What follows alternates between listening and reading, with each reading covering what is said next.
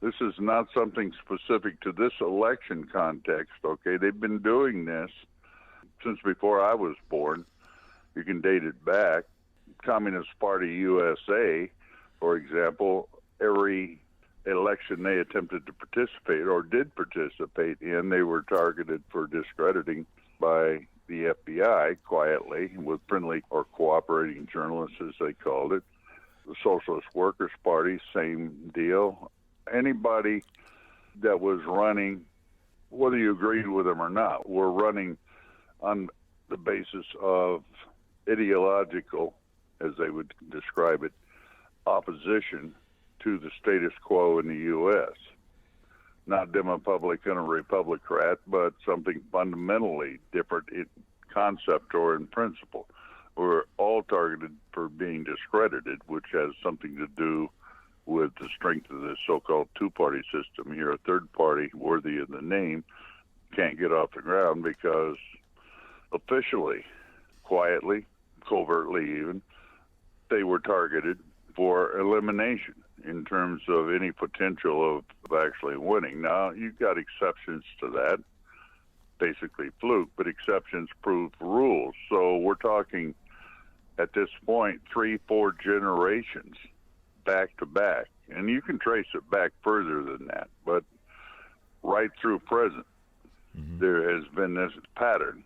False charges of varying sorts, some having to do with criminal offense, some having to do with suspected illicit relations with hostile foreign powers, personal moral failure.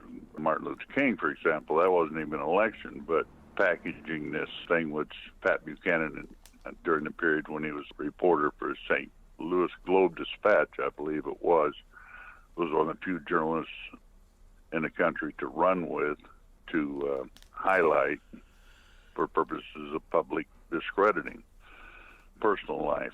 This pattern continuously. This year is 100 years since the Palmer raids, when literally thousands of people were deported from the United States overnight on the most specious of reasons. I mean, picked up for magazine subscriptions, for example, for membership in organizations they'd never joined, for thinking wrong thoughts, for having wrong friendships. Yeah.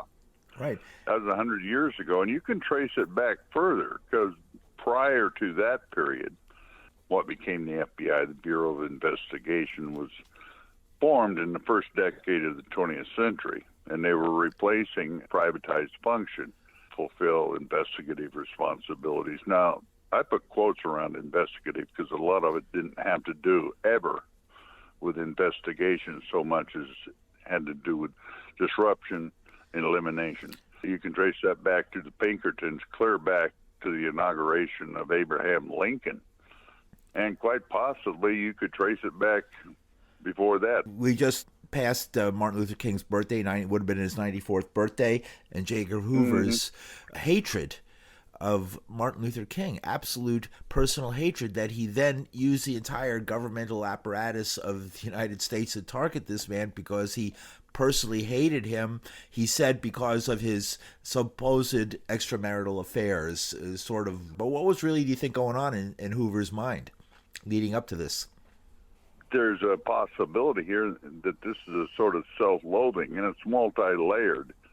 The possibility that he was, to some degree or another, black himself through familial relations in, I believe it was Alabama, but whether or not that's true, you also have his psychosexual obsessions, furtiveness, essentially a marriage to Clyde Tolson. Whether or not that was sexually culminated or not, Ethan Theo Harris and others say it was a sexless marriage, which means that Hoover led a sexless life, but that his inclinations were homosexual, and he was playing a key role in excluding homosexuals from any sort of authority in government. I mean, you can sort of follow that little-known fact that he was secretly himself undergoing psychotherapy during the 1960s, at least, and that he had previously done that in the 1940s. You got this whole creation of an individual that didn't exist, but he wanted to impose that image that he was trying to project of himself in every respect, in terms of personal comportment, but also in terms of belief system, upon everyone. And it was a means of compensating for his own sense of inadequacy. That, however, tends to personalize the process too much. Hoover obviously had monumental effect in terms of shaping the cadres, if you will, of the FBI. And he was at pains to try to amass a loyal core of J. Edgar Hoover lookalikes. You got to take into account the mentality that he imparted to an entire apparatus of the federal government. He was also notoriously a blackmailer. He had the goods on everyone. He didn't publicize what it was he was actually doing, but it was known. However, those who knew it, and that's a fairly broad swath of characters, for personal reasons themselves in terms of their own potential incrimination or culpability in various sorts of behaviors that the public had been conditioned to reject, they weren't going to spill the beans. So he had cover. He created the cover for himself, and his agents created the cover. They would laugh about him, but they were fulfilling his agenda to the utmost because they subscribed to it. Right. And jumping ahead, looking at this case where Chairman Yeshitela and other followers of his organization have been targeted because they don't toe the line on the war in Ukraine and Russia. Not even necessarily a matter of whose side you're on. I'm not, frankly, intimately familiar with the Uhuru Movement's position with regard to Ukraine or the current leadership of what used to be the Soviet Union, any of it. But it's also irrelevant. It's not like they're hiding anything, as near as I can tell, nor is there even an accusation. It's just that the positions they're taking constitute being unregistered agents of a foreign power. I'm not sure how that translates at all. To be an agent of a foreign power in this scenario means to advocate support positions taken. And one might want to consider portions of the Jewish community and the organizations thereof that have considerable while now been in full-fledged support of Israel, no matter what its policy is. Does that make them unregistered agents of Israel? If so, how about criminal proceedings? I don't know that it makes them unregistered agents, although I'm sure there's a few floating around in there. But I don't see any enthusiasm for investigating them on that basis or bringing them to court, charging them, incarcerating them. Maybe I missed something. Is there anybody in your listenership out there who's aware of something that I missed in that regard? And maybe isn't this going back 100 years and beyond, as you said, a silencing of any opposition voice, and that any voicing in this land of free speech of an opposition voice, and you've been there yourself, right? You've lost a job because of that, is targeted not as exercise of free speech, but as a act of sedition. Bill O'Reilly actually had a JAG attorney come on his nightly television program to discuss whether I could be executed for treason. The JAG guy sort of said, well, unfortunately, no. But, you know, O'Reilly was bringing this into a public venue, discussing whether Ward Churchill should be prosecuted, convicted, and executed as treasonous for saying that starving babies around the world was tantamount to Eichmann. When you do it either knowingly or in a position where you should know, people are able to engage in all sorts of elaborate forms of denial. But that was no secret correlation between increasing profits in sweatshop labor, utilizing children in Marshall Islands or Indonesia or various locations. That being just one track of things. Right. All right. But when you are so absorbed in the imagined prestige of your position and the profitability of it and the quality of life that accrues from that and the privilege that it attains and all of it, that's compared to massive immiseration and premature death, other populations. The great distinction between that and a Nazi technocrat really escapes me. I said so. And it still escapes me, and I still say so. That doesn't mean, as they tried to pitch it, that I was accusing the food service workers or the janitors or children who happen to be on aircraft or people who are walking by on the sidewalk or even the firemen being tantamount to Eichmann. Called that technocratic core of empire. And if food service worker somehow fulfills that definition or description, that's another thing that kind of eludes me. You were ahead of your time because the big debate now is whether Donald Trump, who was president of the United States for 4 years and got 70 million votes 2 times, that he was a fascist. There was some debate. Well, should we call him a fascist or not? Should we call him a Nazi or not? That debate, I was involved in that. That debate fell by the wayside. Now everybody's calling him a fascist. They're saying what you said just a few years ago. Yeah, right.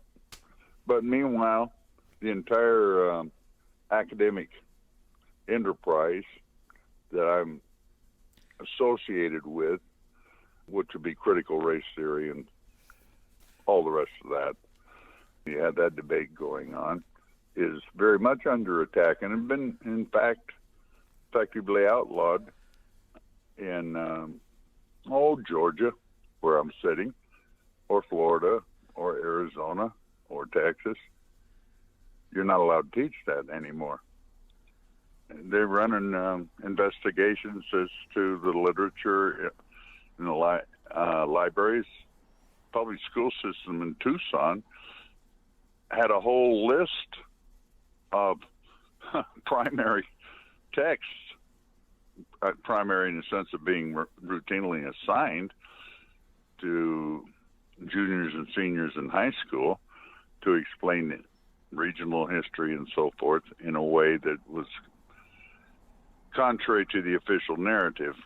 And they were, not only were the classes abolished, but the books were removed from the library, and the list keeps getting longer and longer and longer. Now, I don't know what they do with these, whether there's an assigned time where they all gather around and make a pile of books and burn them or not, but things are not really all that far off the book burning. Maybe that particular spectacle is absent from the process, but that's what's going on. Yeah, the accuracy of what I was saying, or the accuracy of what various other actors out there that we've mentioned here, but again, irrespective of whether you happen to agree with any of them or not. And I don't agree with a number of, I've never been a member of the Socialist Workers' Party or the Communist Party or any of the rest of them, but it's irrelevant to the nature of the conversation and what this country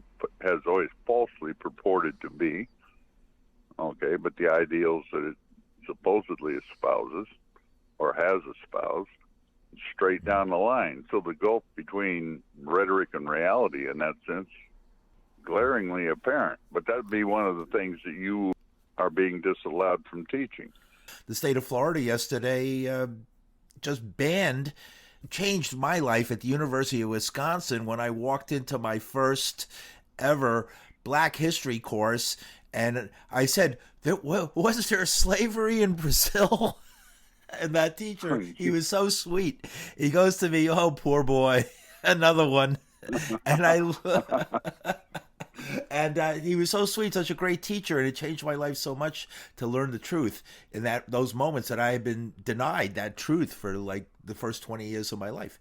Not only sanitizing, but falsifying the history of the United States to create this triumphalist narrative feeds into the traditional notion of American exceptionalism and all the rest of that. Difference between education and indoctrination, and you have a system of indoctrination here, which is really unrivaled given the interface between the curriculum and the sort of elective content that is allowed in the institutions. Florida, yesterday, or what you were talking about, within the last few days, managed to get the heads of all the colleges in the state to agree that they were not going to teach anything that disrupted the official narrative, triumphalist narrative of the United States, period. That leaves only the university structure in a formal sense. So they've got elementary and high school. They've got the colleges, which include not only junior colleges, but colleges that are four-year institutions. Everything's at the very highest level of education is already either by coercion direct or coercion indirect and consequent appearance of voluntarism. And in some cases it may be voluntary, right up to the university structure. So universities come next, and that's pretty much the final round educationally in the entire state of Florida. And this could be passed on to the other states that I've mentioned. Okay, that tied in with the mass media, whether it's entertainment media, dramas and so on. How many programs are there out there as popular that are not one or another of it increasingly granular sections glorifying the police? There was a couple of comedies. And the news media. Yeah. Yeah, maybe some comedies. Okay. Yeah. Education, extracurricular, or elective coursework, clear up into the very highest levels of education, and the news media, the entertainment industry, and so on and so on. It's continuous bombardment. And we all know the situation with Twitter and Facebook and all of that. What waking moment of the day a person in the United States, especially a young person, is not being subjected to bombardment with the official doctrine, whether that's in personal behavior or in finance or in the whole notion of progress. I cringe when I hear people talking about being progressive because, ultimately it means more of the same will fix the problem that the same has created in the first place, And keeping things within those parameters of discourse is the object of all of it. The COINTELPRO end of things and the mass incarceration of certain sectors of society in general to compel compliance on the part of the overall population group at issue has been going on for a long time. It's just to take care of potential serious opposition from occurring, keep people confused. Okay. A lot of changes. You've seen all the sports teams changing their names now. Do you think there's been some success in Native people in this country, indigenous people, getting some respect finally? Well, it depends on what you mean by respect, I suppose. You got the official definition of respect, which is after 2-3 generations of contestation and lawsuits and on and on and on. Somebody finally changes the name of something that's grotesquely and obviously offensive in the first place. Okay, I follow that. But I don't know that some symbology, the symbols that are put forth publicly on a routine basis, that's important. The campaign opposing Columbus Day, that was important. Taking down Confederate flags, Confederate monuments, renaming military bases that were named for the a particular group of traitors. Significant for perhaps, could be significant for transforming consciousness, but the way it's used is that tangible material problems, the structural problems of this country are packaged in stepping on CRT and the teaching of accurate history and all of that on the one hand, and the removal of symbols are designed to create the impression in the body politic that the issues have been addressed in a favorable sense. The problems no longer exist because the symbolic change has been affected, and the symbolic change really materially affected nothing at all. Whether you call Fort Bragg, or call it Fort Martin Luther King, doesn't really change the function of the fort. You follow? They're still teaching special warfare. They're still sending out JSOC troops all over the planet. They're still performing the functions of keeping the rabble in line, whether it's domestically or, in this case, more often internationally, globally. That goes on without interruption. Cosmetic changes are in and of themselves insufficient to resolve anything. Concessions that are made by the status quo to preserve the status quo, and anything more substantive than that's going to be addressed in the way Omali Yeshitela and the Uhuru Movement are at this very moment being addressed, and the way people who have serious, fundamental, one would say radical in the sense that the word means the root of the problem, to change the basis of white supremacism, change the basis of fascist corporate interface.